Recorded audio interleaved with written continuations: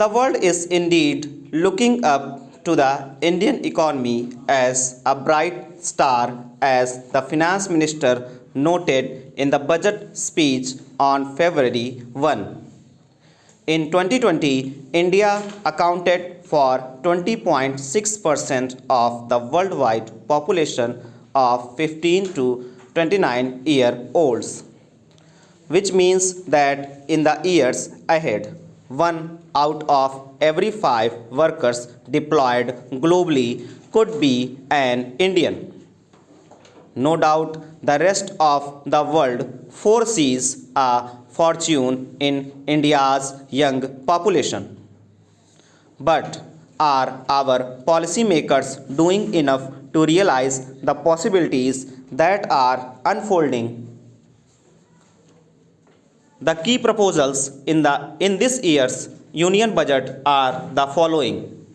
On the one hand, there will be a considerable increase in capital expenditures for the building of physical infrastructure, mainly in transport, energy, and defense. The figures under this head are expected to be higher by rupees 3.2 trillion in 2023-24 compared to the corresponding level in 2022-23. While the growth of the tax revenues is going to be modest, the government is nevertheless committed or reducing the fiscal deficit. The shortfall in government's receipts relative to its expenditures to 5.9% of GDP that could have been achieved only by reducing the spending on some other sectors. The axe has fallen on subsidies and social sector expenditures.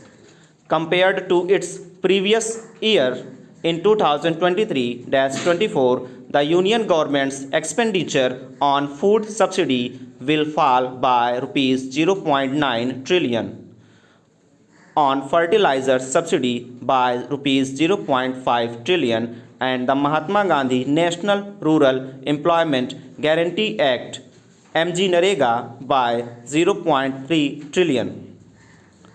The marginal increase in the allocations on health, education, agriculture, and the Anganwadi scheme are unlikely to make an impact after taking into account the effect of inflation. A jump in capital spending by the government as proposed in the budget is a much needed step to reinvigorate the Indian economy. Investment for buying new machines and building roads and factories as a proportion of income or GDP indicates the rate at which a country's productive capabilities are growing.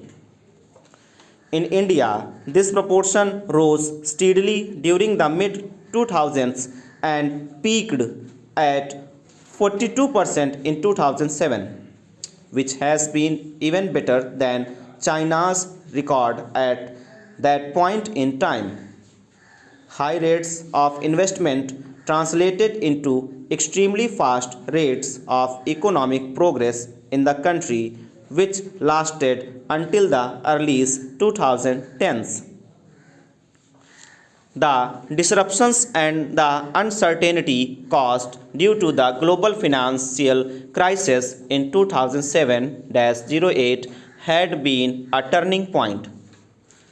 China responded to the crisis by increasing domestic investment, a large part of which coming from its public sector.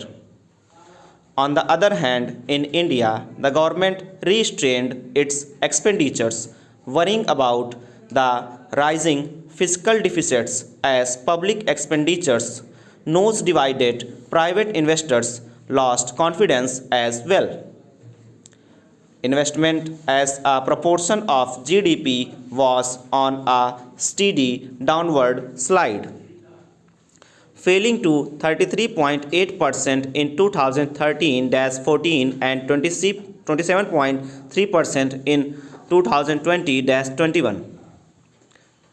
If the proposed investments by the government come through and they indeed crowd in private investments as the finance minister has predicted, that can set the stage for a revival of the Indian economy.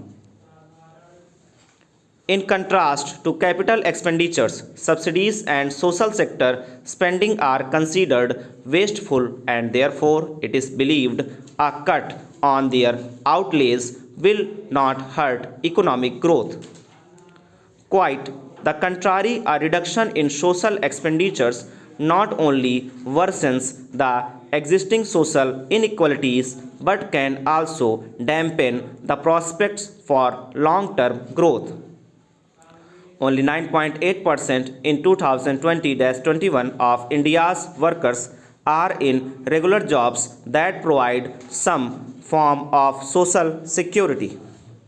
Therefore, measures such as Mahatma Gandhi Narega and free provision of food have been a clutch at straw for millions of poor Indians. Hit as they have been by the COVID-19 pandemic and joblessness. Public expenditures on the social sectors constitute an investment for the future, more so for a country with a predominantly young population. The income a destitute mother receives for work through MG Narega may ensure that her children do not have to go to school with empty stomachs. Underinvestment in education and health will undercut India's chances in a global economy that is increasingly dominated by knowledge.